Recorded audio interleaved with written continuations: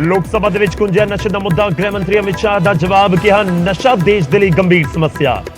ਫੌਜ ਨੂੰ ਵੀ ਨਸ਼ਾ ਤਸਕਰਾਂ ਦੇ ਖਿਲਾਫ ਕੇਸ ਕਰਨ ਦੇ ਦਿੱਤੇ ਅਧਿਕਾਰ। ਬੀਐਸਐਫ ਦਾ ਅਧਿਕਾਰ ਖੇਤਰ ਵਧਾਉਣ ਦਾ ਵਿਰੋਧ। ਡਰੱਗਸ ਦਾ ਸਮਰਥਨ।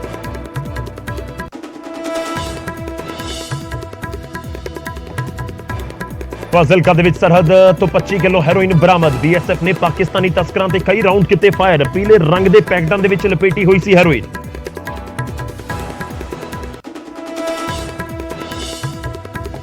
ਫਿਰੋਜ਼ਪੁਰ ਦੇ ਪਿੰਡ ਗਾਮੇਵਾਲਾ ਦੇ ਵਿੱਚ ਦੋ ਧਿਰਾਂ ਦੇ ਵਿਚਾਲੇ ਹਿੰਸਕ ਝੜਪ। ਦੋਵਾਂ ਪਾਸਿਆਂ ਤੋਂ ਹੋਈ ਫਾਇਰਿੰਗ ਤੇ ਪੱਥਰਬਾਜ਼ੀ। ਦੋ ਲੋਕਾਂ ਦੀ ਮੌਤ। ਨਸ਼ਾ ਤਸਕਰੀ ਰੋਕਣ ਨੂੰ ਲੈ ਕੇ ਹੋਇਆ ਸੀ ਵਿਵਾਦ। महंत करमजीत सिंह बने हरियाणा गुरुद्वारा कमेटी के नवे प्रधान। विरोध के विच दादूवाल ने मीटिंग का किया बाइकआउट। 5 होर मैंबरां ने मीत प्रधान भुपेंद्र दा भी किया विरोध। केंद्रीय सेहत मंत्री ने राहुल गांधी को लिखी चिट्ठी। कोरोना का हवाला दिंदियां कहा देश हित दे विच रद्द करो भारत जोड़ो यात्रा। अज हरियाणा दे विच दाखल हुई है राहुल की भारत जोड़ो यात्रा। गैंगस्टर लॉरेंस बिश्नोई फिर पहुंचा दिल्ली। लॉरेंस ते गैंगस्टर संपत नेहरा दे होणगे वाइस सैंपल। बठिंडा जेल दे विच बंद सी लॉरेंस।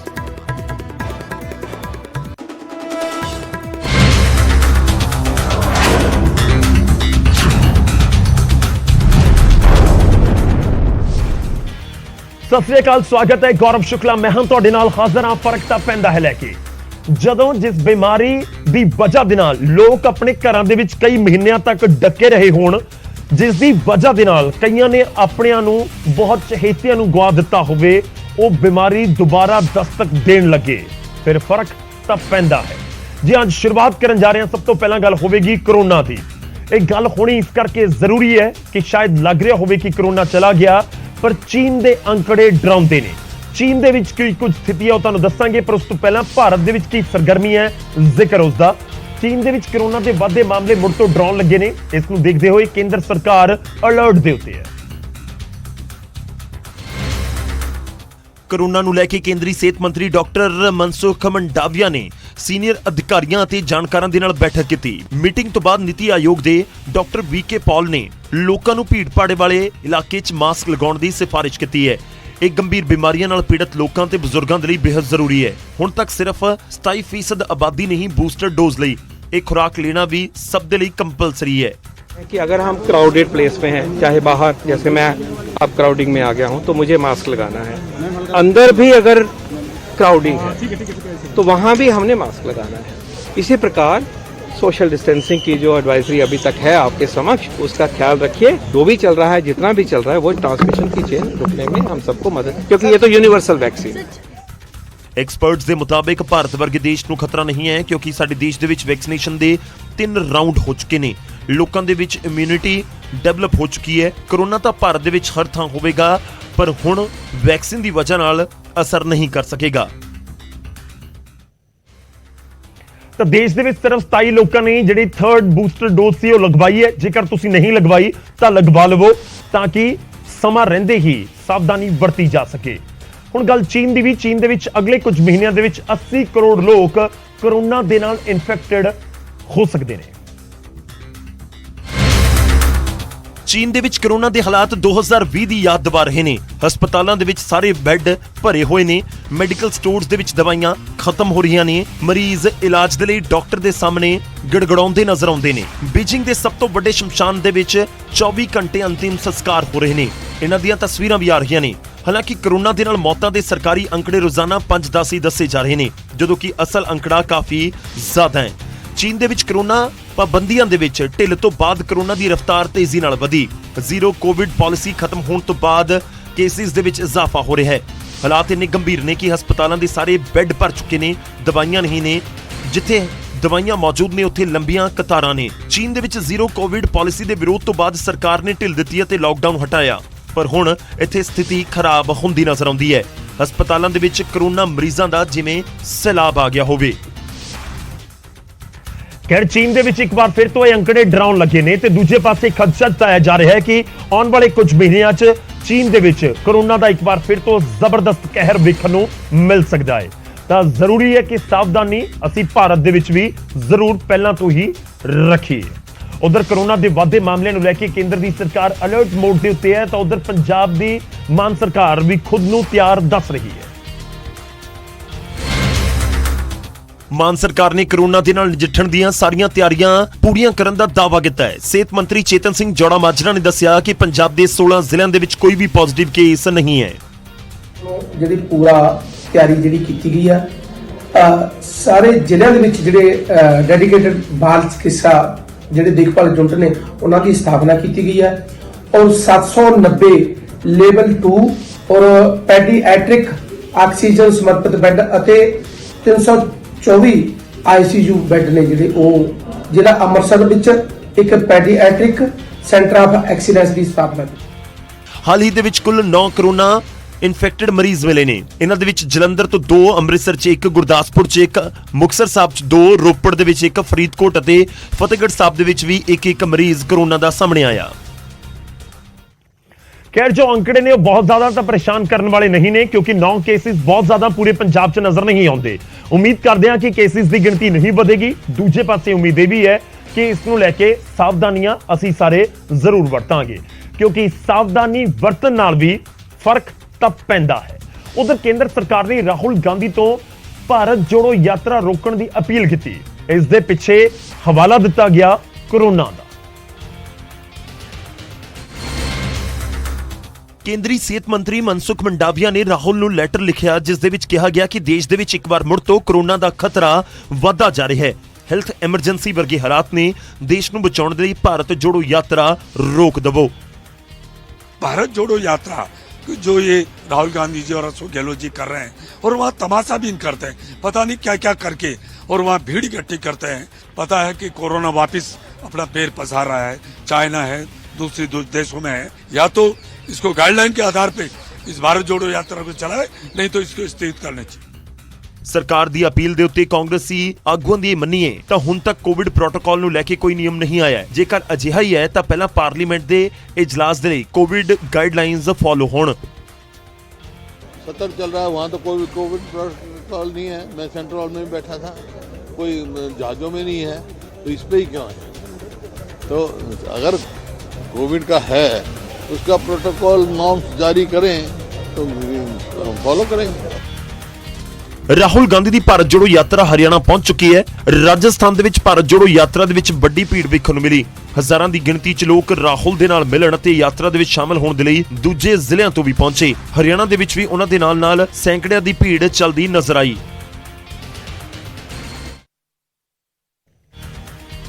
ਪਰ ਸਵਾਲ ਤਾਂ ਇਹ ਵੀ ਹੈ ਕਿ ਭੀੜ ਸਿਰਫ ਰਾਹੁਲ ਗਾਂਧੀ ਦੀ ਭਾਰਤ ਜੋੜੋ ਯਾਤਰਾ ਦੇ ਵਿੱਚ ਹੀ ਸੀਮਿਤ ਨਹੀਂ ਹੈ। ਕਿਸੇ ਮਾਲ ਚਲੇ ਜਾਓ, ਕਿਸੇ ਸਰਕਾਰੀ ਦਫ਼ਤਰ ਦੇ ਵਿੱਚ ਚਲੇ ਜਾਓ, ਉੱਥੇ ਭੀੜ ਹੀ ਭੀੜ ਨਜ਼ਰ ਆਉਂਦੀ ਹੈ। ਤਾਂ ਸਵਾਲ ਇਹ ਜ਼ਰੂਰ ਹੈ ਕਿ ਪ੍ਰੋਟੋਕਾਲ ਕੀ ਹਰ ਥਾਂ ਦੇ ਉੱਤੇ ਆਉਣ ਵਾਲੇ ਦਿਨਾਂ 'ਚ ਲਾਗੂ ਹੋ ਜਾਏਗਾ। ਅਗਲੀ ਖਬਰ ਦਾ ਰੁਖ ਕਰਦੇ ਹਾਂ। ਵਿਰੋਧੀ ਪਾਰਟੀਆਂ ਦੇ ਮੈਂਬਰਸ ਨੇ, ਪਾਰਲੀਮੈਂਟ ਮੈਂਬਰਸ ਨੇ ਚੀਨ ਸਰਹੱਦ ਵਿਵਾਦ ਦੇ ਉੱਤੇ ਪਾਰਲੀਮੈਂਟ ਦੇ ਵਿੱਚ ਗਾਂਧੀ ਪ੍ਰਤਿਮਾ ਦੇ ਸਾਹਮਣੇ ਪ੍ਰਦਰਸ਼ਨ ਕੀਤਾ। ਵਿਰੋਧੀ ਧਿਰਾਂ ਦੇ ਐਮਪੀਜ਼ ਨੇ ਸਰਕਾਰ ਤੋਂ ਮੰਗ ਕੀਤੀ ਕਿ ਤਵਾਂਗ ਝੜਪ ਮਾਮਲੇ ਦੇ ਵਿੱਚ ਪਾਰਲੀਮੈਂਟ ਦੇ ਵਿੱਚ ਵਿਸਥਾਰ ਨਾਲ ਚਰਚਾ ਹੋਵੇ। ਇਸ ਧਰਨੇ ਦੇ ਵਿੱਚ 12 ਵਿਰੋਧੀ ਪਾਰਟੀਆਂ ਦੇ ਐਮਪੀ ਸ਼ਾਮਲ ਰਹੇ। ਯੂਪੀਏ ਚੇਅਰਪਰਸਨ ਸੋਨੀਆ ਗਾਂਧੀ ਵੀ ਧਰਨੇ 'ਚ ਮੌਜੂਦ ਰਹੇ। ਕਾਂਗਰਸ ਪ੍ਰਧਾਨ ਮਲਿਕਾਰਜੁਨ ਖੜਗੇ ਨੇ ਚੀਨ ਦੇ ਉੱਤੇ ਚਰਚਾ ਦੀ ਮੰਗ ਨੂੰ ਲੈ ਕੇ ਵਿਰੋਧੀ ਪਾਰਟੀਆਂ ਨੂੰ ਸੱਦਿਆ ਸੀ।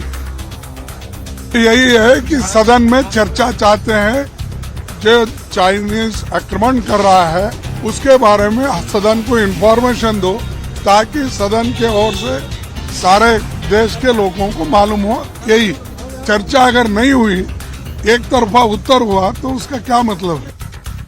उधर विरोधी पार्टियां दे प्रदर्शन ਨੂੰ ਲੈ ਕੇ ਕੇਂਦਰੀ ਕਾਨੂੰਨ ਮੰਤਰੀ ਕਿਰਨ ਰਿਜੀਜੂ ਨੇ ਕਾਂਗਰਸ ਦੇ ਆਗੂ ਤੇ ਸਾਬਕਾ ਪ੍ਰਧਾਨ ਮੰਤਰੀ ਮਨਮੋਹਨ ਸਿੰਘ ਦੇ ਸ਼ਾਸਨ ਕਾਲ ਨੂੰ ਯਾਦ ਕਰਵਾ ਦਿੱਤਾ। प्रधानमंत्री जी उस समय मनमोहन सिंह जी थे, तो दोनों ने बोला कि चाइना बॉर्डर का जो इशू होता है वो बहुत सेंसिटिव होता है, इसलिए पार्लियामेंट में चर्चा नहीं करके उसको इंटरनली डील करना चाहिए। 9 ਦਸੰਬਰ ਨੂੰ ਅਰੁਣਾਚਲ ਪ੍ਰਦੇਸ਼ ਦੇ ਤਵਾਂਗ ਦੇ ਵਿੱਚ ਭਾਰਤ ਅਤੇ ਚੀਨੀ ਫੌਜੀਆਂ ਦੇ ਵਿਚਾਲੇ ਹਿੰਸਕ ਝੜਪ ਹੋਈ ਸੀ। ਇਸ ਨੂੰ ਲੈ ਕੇ ਵਿਰੋਧੀ ਧਿਰਾਂ ਲਗਾਤਾਰ ਕੇਂਦਰ ਸਰਕਾਰ ਤੇ ਹਮਲਾਵਰ ਨੇ ਅਤੇ ਪਾਰਲੀਮੈਂਟ ਦੇ ਵਿੱਚ ਚਰਚਾ ਦੀ ਮੰਗ ਹੋ ਰਹੀ ਹੈ। ਹਾਲਾਂਕਿ ਰੱਖਿਆ ਮੰਤਰੀ ਰਾਜਨਾਥ ਸਿੰਘ ਪਾਰਲੀਮੈਂਟ ਦੇ ਵਿੱਚ ਇਸ ਪੂਰੀ ਝੜਪ ਨੂੰ ਲੈ ਕੇ ਬਿਆਨ ਦੇ ਚੁੱਕੇ ਨੇ। ਹੁਣ ਗੱਲ ਨਸ਼ਾ ਤਸਕਰੀ ਮਾਮਲੇ ਦੀ। ਨਸ਼ਾ ਤਸਕਰੀ ਦੇ ਖਿਲਾਫ ਕੇਂਦਰੀ ਗ੍ਰਹਿ ਮੰਤਰਾਲਾ ਸਖਤ ਨਜ਼ਰ ਆ ਰਿਹਾ ਹੈ। ਗ੍ਰਹਿ ਮੰਤਰੀ ਪਾਰਲੀਮੈਂਟ ਦੇ ਵਿੱਚ ਬੋਲੇ ਤੇ ਉਹਨਾਂ ਨੇ ਸੁਰੱਖਿਆ ਏਜੰਸੀਆਂ ਨੂੰ ਜਿਵੇਂ BSF, SSB ਉਹਨਾਂ ਨੂੰ ਵਾਧੂ ਅਧਿਕਾਰ ਦੇਣ ਦਾ ਪੱਖ ਵੀ ਪੂਰਿਆ।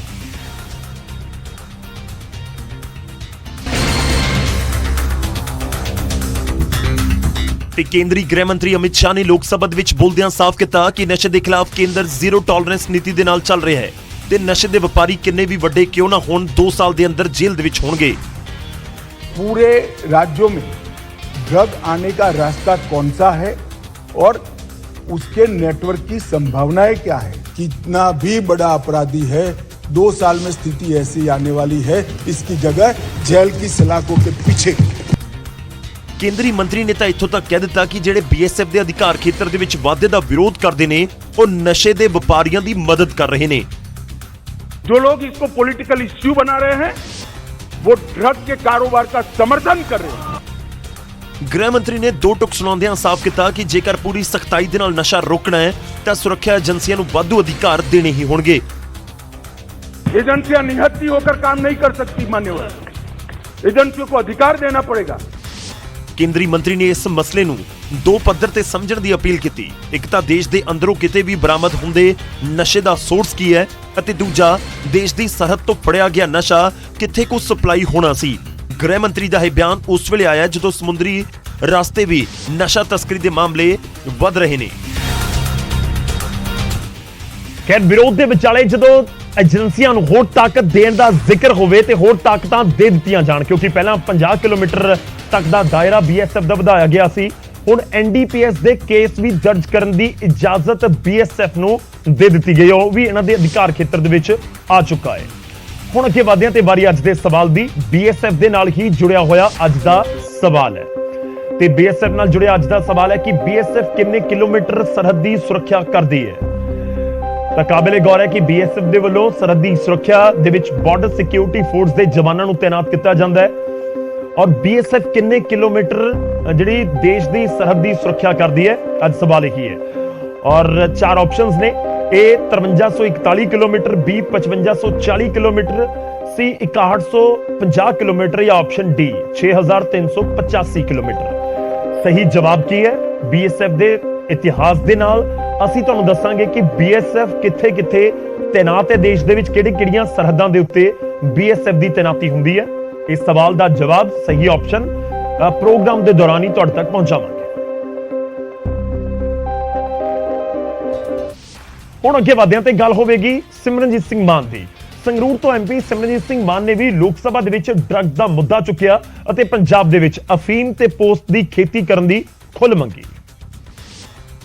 Speaker after speaker has been demeaning the Punjab that we are the largest consumptors of liquor, drugs, opium.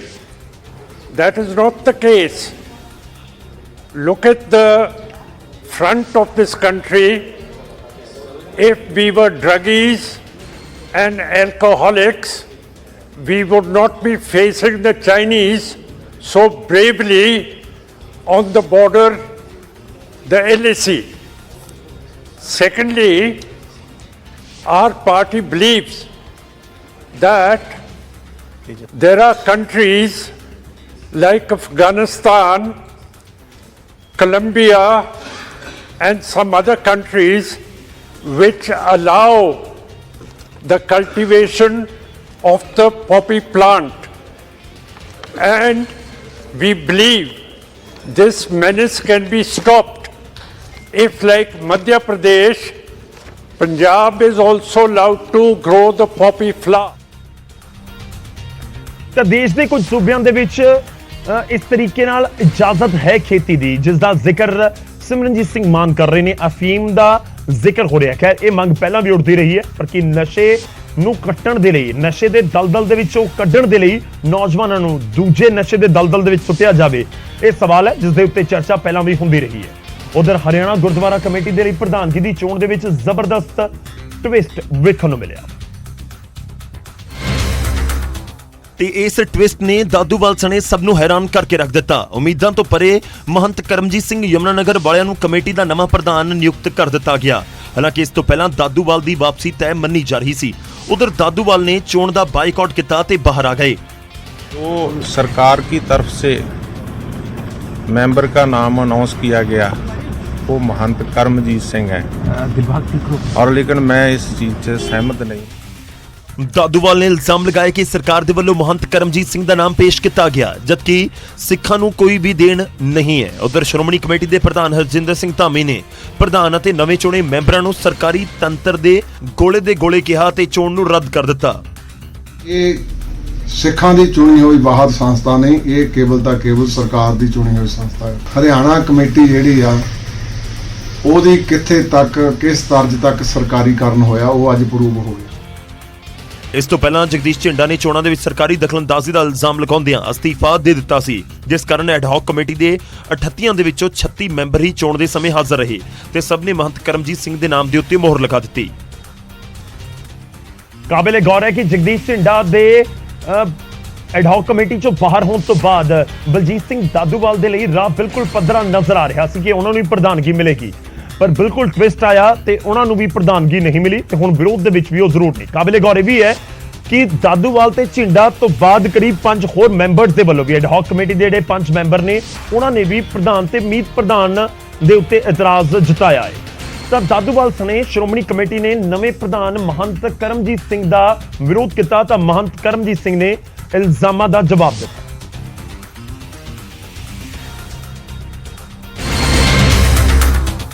ਤੇ ਐਚਐਸਜੀਐਮਸੀ ਦੇ ਨਵੇਂ ਬਣੇ ਪ੍ਰਧਾਨ ਮਹੰਤ ਕਰਮਜੀਤ ਸਿੰਘ ਨੇ ਨਿਊਜ਼ 18 ਦੇ ਨਾਲ ਗੱਲਬਾਤ ਕੀਤੀ ਤੇ ਦਾਦੂਵਾਲ ਦੇ ਇਲਜ਼ਾਮਾਂ ਨੂੰ ਹੱਸ ਕੇ ਟਾਲ ਦਿੱਤਾ। ਹਾਲਾਂਕਿ ਮਹੰਤ ਕਰਮਜੀਤ ਸਿੰਘ ਨੇ ਦਾਦੂਵਾਲ ਸਣੇ ਜਗਦੀਸ਼ ਝਿੰਡਾ ਨੂੰ ਮਨਾਉਣ ਅਤੇ ਬਣਦਾ ਮਾਣ ਸਤਿਕਾਰ ਦੇਣ ਦੀ ਗੱਲ ਵੀ ਕਹੀ। हमारी टीम है, बहुत अच्छी टीम बनी है। मैं हरियाणा सरकार का भी धन्यवाद कहता हूँ कि उन्होंने मुझे इस लायक समझा। मैं कोशिश करूँगा कि पूरी तरह उतरूँ, काम करूँ। ਮਹੰਤ ਕਰਮਜੀਤ ਸਿੰਘ ਨੇ ਦਾਅਵਾ ਕੀਤਾ ਹੈ ਕਿ ਉਹ ਕਿਸੇ ਨਾਲ ਮੁਕਾਬਲਾ ਕਰਨ ਨਹੀਂ ਸਗੋਂ ਸੇਵਾ ਕਰਨ ਆਏ ਨੇ ਅਤੇ ਬਿਨਾਂ ਨੈਗੇਟਿਵ ਵਿਚਾਰਾਂ ਤੋਂ ਚੰਗੇ ਤਰੀਕੇ ਨਾਲ ਲੋਕਾਂ ਦੀ ਸੇਵਾ ਕਰਨਗੇ। हम उनको उनके पास भी जाएंगे।